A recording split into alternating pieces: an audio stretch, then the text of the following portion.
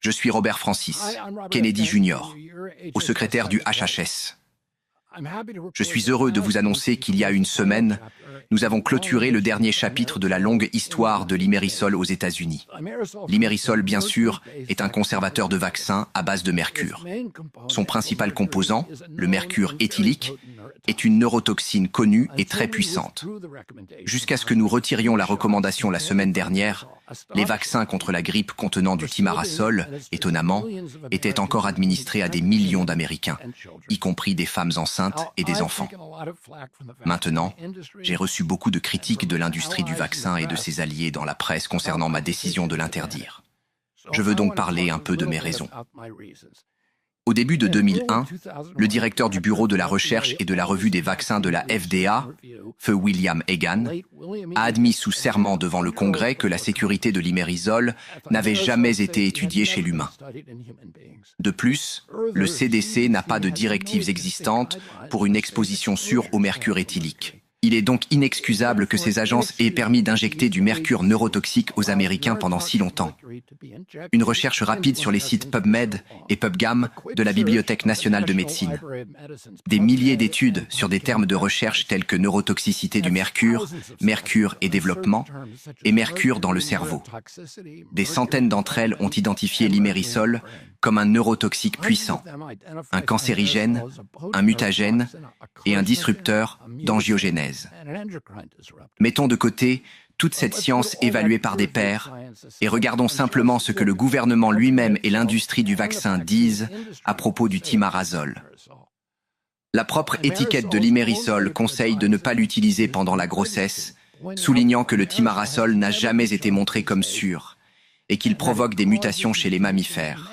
La fiche de données de sécurité du matériau d'Imerisol reconnaît que le thimarasol est toxique, qu'il a des effets sur le système nerveux et la reproduction, qu'il est mutagène dans les cellules de mammifères, que l'exposition au mercure et au thimarasol in utero, ainsi que chez les enfants, pourrait causer une déficience mentale légère à sévère, ainsi qu'une altération légère à sévère de la coordination motrice.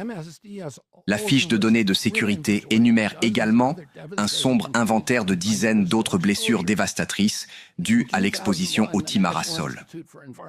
En 2001, le National Institute for Environmental Health Sciences a averti que le thimarasol est toxique par ingestion et inhalation. L'EPA de Californie reconnaît que le thimarasol est un toxique pour la reproduction dans le langage le plus clair possible. Imerisol affirme que cela s'associe dans le corps à l'éthylmercure.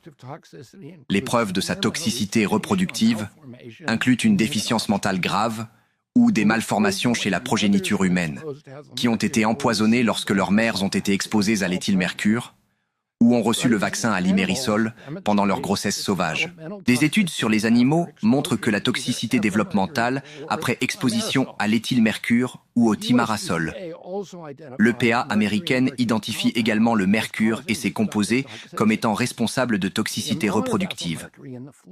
La quantité d'éthylmercure dans le vaccin contre la grippe que le CDC vient d'interdire sous mon ordre est 25 000 fois supérieure au niveau de sécurité de l'EPA pour l'eau potable. Les lois fédérales et étatiques stipulent que chaque fois que des vaccins au thimarasol périmés sont éliminés, ils constituent des déchets dangereux et doivent être déposés dans des décharges spéciales. Je dois encore demander, pourquoi injections-nous ce toxique dans les bébés et les femmes enceintes? Une étude de 2000 du Conseil national de la recherche a révélé que les expositions prénatales et infantiles au mercure causaient de multiples impacts sur le développement cérébral de base en perturbant la division et la migration des cellules de Toronto. Selon le Programme national de toxicologie, l'éthylmercure est un neurotoxique et les nourrissons pourraient être plus sensibles que les adultes. L'exposition au mercure éthylique provenant des vaccins a probablement provoqué des réponses neurotoxiques chez certains enfants. Une étude NIH de 2005 commandée par le Centre d'évaluation et de recherche sur les produits biologiques de la FDA et réalisée par le Programme national de toxicologie a révélé que le mercure éthylique et le thimarasol traversent la barrière hémato-encéphalique, se logent dans le cerveau et se métabolisent en la forme la plus toxique de mercure à un double du taux du méthylmercure, fortement réglementé, et du poisson. Une étude ultérieure a trouvé que ce mercure hautement toxique reste dans le cerveau pendant plus de 27 ans. En 2017, une étude menée par le CDC a montré que le risque de fausse couche chez les femmes ayant reçu un vaccin contre la grippe était 7,7 fois plus élevé que chez celles qui n'avaient pas reçu de vaccin antigrippal pendant la grossesse. Une autre étude publiée la même année dans le Journal of the American Medical Association a trouvé un risque accru de troubles du spectre autistique chez les enfants dont les mères avaient reçu un vaccin contre la grippe au premier trimestre. Au lieu de retirer immédiatement la thimarazole des vaccins contre la grippe pour protéger les femmes et leurs bébés, le CDC a émis une ordonnance de silence ordonnant à son personnel de ne pas discuter de cette étude. Le 1er octobre 2001, l'Institut de médecine de l'Académie nationale des sciences a publié un rapport concluant que le lien entre la thimarazole et l'augmentation des blessures neurologiques chez les enfants américains, y compris l'autisme, est une plausibilité biologique. Et ils ont recommandé l'arrêt de tous les vaccins contenant de la thimarazole. Les régulateurs n'auraient jamais dû autoriser le mercure dans aucun vaccin, surtout ceux administrés aux enfants. Ils disposèrent de la science, mais ils ont choisi de l'ignorer. Depuis 20 ans, je lutte pour éliminer le mercure des vaccins. Au lieu de suivre la science, le CDC et ses alliés dans l'industrie et les médias financés par la ferme ont marginalisé, vilipendé et censuré les parents, les médecins et les scientifiques. La question, la sagesse d'utiliser le mercure dans les vaccins en les appelant par le terme péjoratif antifaxor. J'essaie d'éliminer le mercure du poisson depuis 4 ans et personne ne m'a appelé anti-fiche. C'est le modèle que nous avons vu depuis trop longtemps. Les entreprises protègent leurs profits. Je supprime la science et les régulateurs. Beaucoup du public détourne le regard. Mais ce modèle se termine maintenant sous le nouveau HHS du président Trump.